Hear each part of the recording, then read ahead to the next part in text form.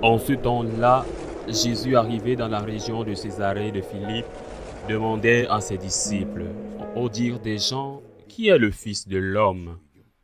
Ils répondirent, pour les uns Jean le Baptiste, pour d'autres Élie, et pour d'autres encore Jérémie ou l'un des prophètes. Jésus leur demanda, et vous, que dites-vous? Pour vous, qui suis-je? Alors Simon-Pierre prit la parole et dit, tu es le Christ, le Fils du Dieu vivant.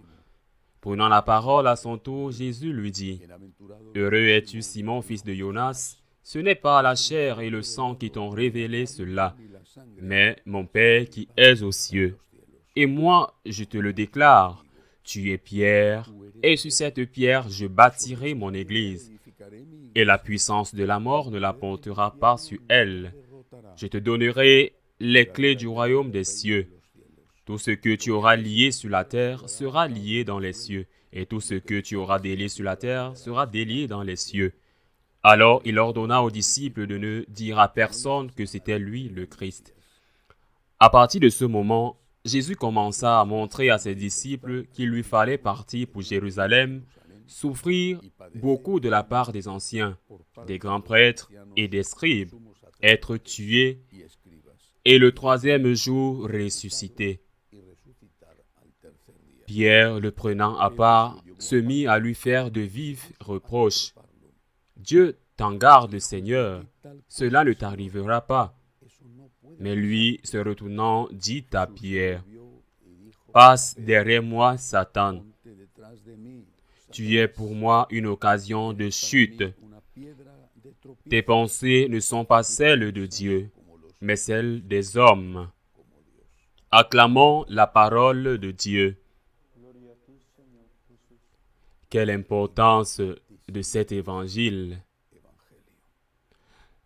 Tout d'abord, Jésus commence par faire un sondage. Qu'est-ce que les gens pensent de moi?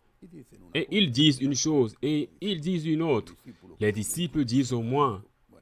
Et ils ne disent rien de mal. Eh bien, ils ne disent pas qu'ils ont dit quelque chose de mal sur Jésus. Mais ensuite, il leur demande, les gens disent ceci, d'autres. Mais, et vous? Que dites-vous de moi? Et Pierre, devenant le porte-parole, confesse peut-être pas d'une manière super claire, comme cela arrivera après la résurrection, mais il confesse déjà la divinité du Christ. Il dit au Seigneur, tu es le Messie, le Fils du Dieu vivant. La notion de Fils de Dieu appliquée dans l'Ancien Testament de façon exceptionnelle. Par exemple, au roi, c'est différent. Pierre annonce déjà la foi en la divinité du Christ. C'est à cause de cette foi en la divinité du Christ que Jésus le nomme le premier des apôtres et lui dit, « Tu es Pierre, et sur cette pierre, je bâtirai mon église. La puissance de l'enfer ne la vaincra pas. Ce que tu lieras sur la terre sera lié au ciel. » C'est-à-dire, la primauté de Pierre et de ses successeurs, les papes, repose sur la confession de la divinité du Christ. C'est ce qui fait de Pierre le vicaire du Christ. Sans cette confession de la divinité du Christ, il n'aurait pas existé. En Pierre, du moins, peut-être, aurait-il nommé Jacques, à Jean ou l'un des autres, il n'y aurait pas existé la primauté. Donc, la primauté est l'essentielle chose que le Seigneur va confier à Pierre est qu'il défende et confirme la foi des autres dans la foi qu'il est Dieu. Que signifie Christ est Dieu? Encore une fois, il faut le dire. Cela signifie non seulement quelque chose concernant sa nature, mais aussi son enseignement. Si Christ est Dieu, son enseignement est un enseignement de Dieu. Si Christ est Dieu, son enseignement ne peut pas être changé. Comment osez-vous dire, vous avez entendu le Christ vous dire, mais moi je vous le dis. Et comment ose-t-il le faire dans les temples, dans les églises catholiques? Les protestants l'ont fait depuis ses origines. Mais l'Église catholique a toujours dit, le Christ est Dieu. Les enseignements du Christ sont les enseignements de Dieu et ne peuvent être changés. Modifier les enseignements du Christ, c'est nier sa divinité, et celui qui nie sa divinité a cessé d'être non seulement catholique, mais même chrétien.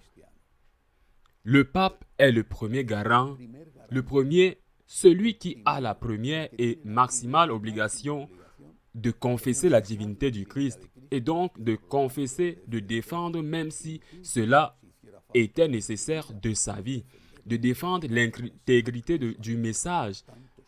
Tant de papes ont fait de l'histoire que des martyrs sont morts. Et puis, vient une autre chose étrange, ému par l'amour, sans doute ému par l'amour.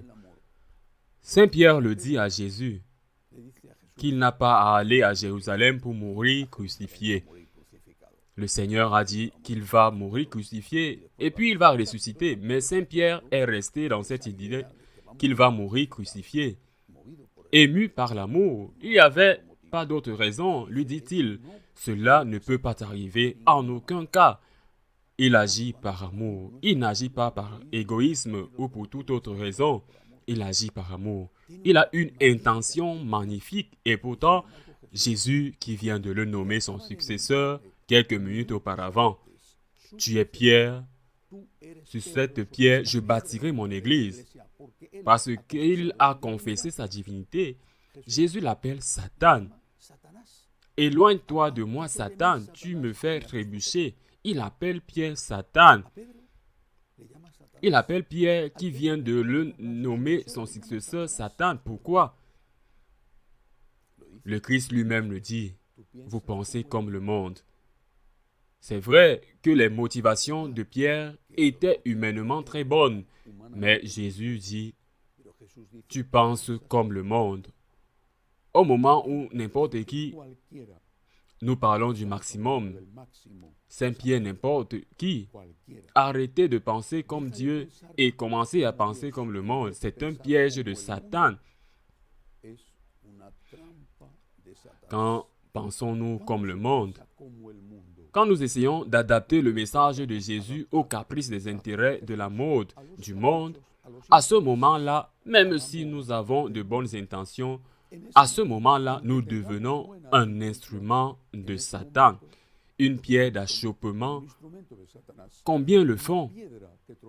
Je ne doute pas de ses bonnes intentions, je ne doute pas de ses bons sentiments, de ses bons souhaits pour faciliter les choses. Mais au final, c'est ce que voulait Pierre. Pour faciliter les choses, à la fin, tu deviens une pierre d'achoppement, c'est-à-dire, dans un ami envoyé, un allié de Satan. Tu dois défendre la divinité du Christ si tu veux être Pierre. Si tu veux être catholique, tu dois défendre la divinité du Christ. Et tu dois accepter que ce n'est pas facile. Tu dois accepter qu'il y a la croix. Tu dois accepter que tu ne peux pas toujours dire au monde ce que le monde veut entendre. Et qu'il y aura des choses où tu pourras atténuer n'importe quel problème et tu auras à le faire. Ne pas lui imposer des fardeaux insupportables, mais à la fin, il faut embrasser la croix. Et ce qu'il faut faire, ce n'est pas faire disparaître la croix, mais demander la force dont tu as besoin pour porter la croix. C'est très clair et le Seigneur l'a dit à plusieurs reprises. Celui qui veut être mon disciple doit porter sa croix chaque jour, mais cela a été éliminé. Celui qui veut être mon disciple, dit-on, doit faire ce que le monde veut. Éloigne-toi de moi, Satan, car tu me fais trébucher. Demandons au Seigneur de nous donner la force de porter la croix chaque jour, de nous relever avec sa miséricorde si nous tombons, de ne pas nous laisser tromper ou nous tromper. Ainsi soit-il.